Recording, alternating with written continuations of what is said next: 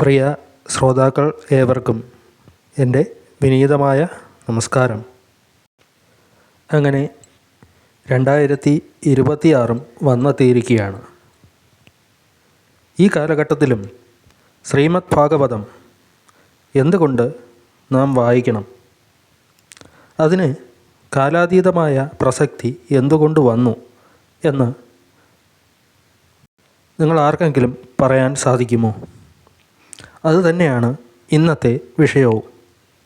ഇതിനുള്ള ശരിയായ ഉത്തരം നിങ്ങൾക്ക് ലഭിക്കണമെങ്കിൽ നാം ചരിത്രത്തിൽ നടന്ന ഒരു കഥ അറിഞ്ഞിരിക്കണം. നിങ്ങളേവരും പരീക്ഷിത്ത് രാജാവിനെ പറ്റി കേട്ടിട്ടുണ്ടായിരിക്കും. ഒരു ദിവസം രാജാവ് വനത്തിൽ നായാട്ടിന് പോയി. നല്ല ചൂടുള്ള ദിവസം.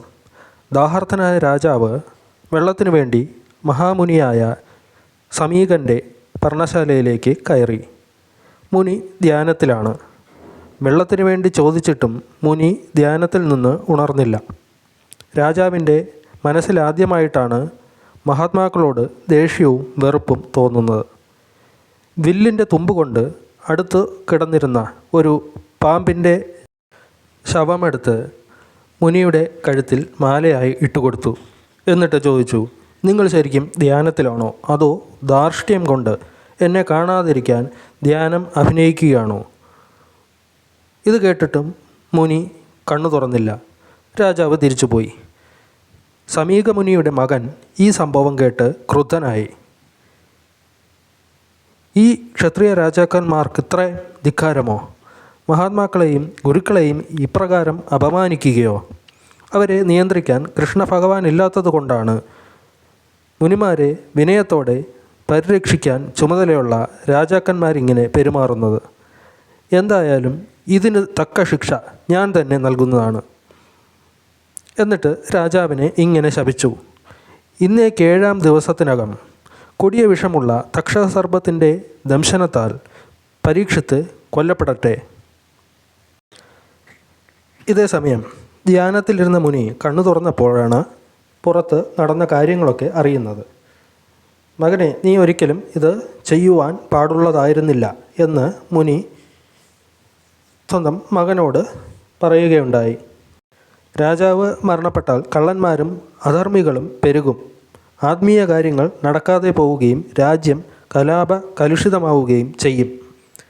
നിന്റെ ശാപം കാരണം ഈ കുഴപ്പങ്ങളെല്ലാം നമ്മെ പിന്തുടരും എന്ന് മുനി മകനോട് പറഞ്ഞു.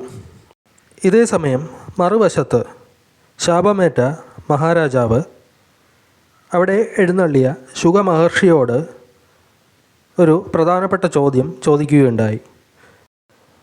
മഹാമുനെ, ഈ മരണം ആസന്നമായിരിക്കുന്ന സമയം എനിക്ക് മനസ്സ് നിറഞ്ഞ് ഏകാഗ്രതയോടുകൂടി ഭഗവാനെ പ്രാർത്ഥിക്കണമെന്നുണ്ട്. പക്ഷേ ഏകാഗ്രത ലഭിക്കുന്നില്ല.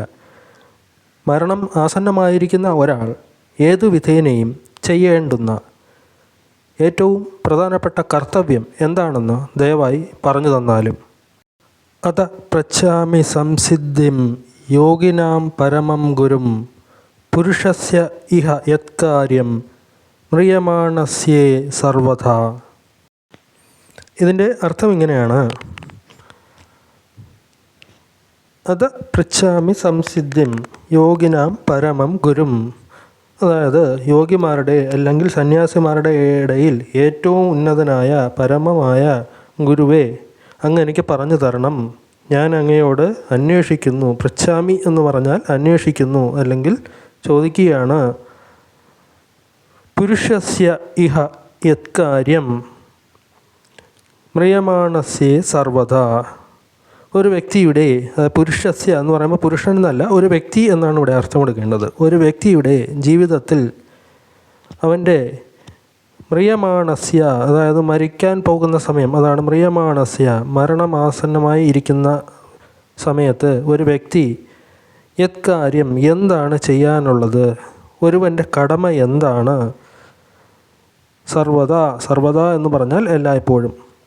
ഇങ്ങനെ മരണം കാത്തു കിടക്കുന്ന ഒരാൾ താൻ മരണപ്പെട്ടു പോകുന്നതിന് മുമ്പ് ഈ ഭൂമിയിൽ എന്തൊക്കെ കാര്യങ്ങളാണ് ചെയ്തു തീർക്കേണ്ടുന്നതായി ഉള്ളത് എന്ന് അങ്ങ് ദയവ് ചെയ്ത് എനിക്ക് പറഞ്ഞു തന്നാലും. അത് ഇപ്പോഴും അങ്ങനെ തന്നെയാണ് അല്ലേ? ഒരു മനുഷ്യൻ, അത് പാവപ്പെട്ടവനാവട്ടെ പണക്കാരനാവട്ടെ, അവൻ്റെ മരണം ആസന്നമായി ഇരിക്കുന്ന സമയത്ത് ഇപ്പോഴും അവനും ഇത് തന്നെയാണ് തിരക്കാനുള്ളത്. ഈ ജന്മത്തിൽ എവിടെയൊക്കെയോ എനിക്ക് പിഴവുകൾ പറ്റിപ്പോയി, അത് എവിടെയാണെന്ന് എല്ലാവരും, ഈ ഭൂമിയിൽ മനുഷ്യനായി ജനിച്ച എല്ലാവരും ചിന്തിക്കാറുണ്ട്. അന്ന് ഈ ചോദ്യം പരീക്ഷിത് മഹാരാജാവ് മുനിയോട് ചോദിച്ചപ്പോൾ മുനി അതിന് ഉത്തരമായി കൊടുത്തത് ഇങ്ങനെയാണ്: സാക്ഷാൽ ഭഗവാനിൽ നിന്ന് ബ്രഹ്മാവിനും, ബ്രഹ്മാവിൽ നിന്ന് നാരദർക്കും, നാരദരിൽ നിന്ന് വ്യാസനും, വ്യാസനിൽ നിന്ന് എനിക്കും കിട്ടിയതാണ് ഈ അറിവ്. അത് ചതുശ്ലോകി ഭാഗവതം എന്ന രീതിയിലായിരുന്നു. കേന്ദ്രഭാഗം ആണ് ഈ ചതുശ്ലോകി ഭാഗവതം എന്ന് പറയുന്നത്. ഭാഗവതത്തിൻ്റെ ഇത് വരുന്നത് ഭാഗവതത്തിലെ 2-ാം സ്കന്ധം 9-ാം അധ്യായം 32 മുതൽ 35 വരെയുള്ള 4 ശ്ലോകങ്ങളിലാണ്. അതുകൊണ്ട് തന്നെ ഈ 4 ശ്ലോകങ്ങളെ ചേർത്ത് ചതുശ്ലോകി ഭാഗവതം എന്നറിയപ്പെടുന്നു.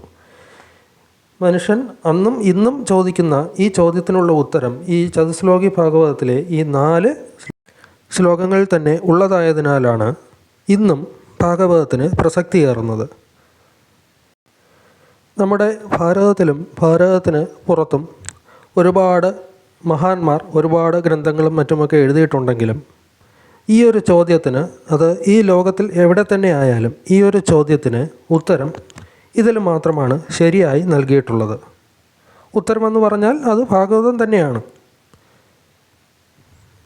ഇപ്പോൾ നിങ്ങൾക്ക് മനസ്സിലായി കാണുമല്ലോ ഭാഗവതം എന്തുകൊണ്ട് എക്കാലവും പ്രസക്തമാകുന്നു എന്നത്.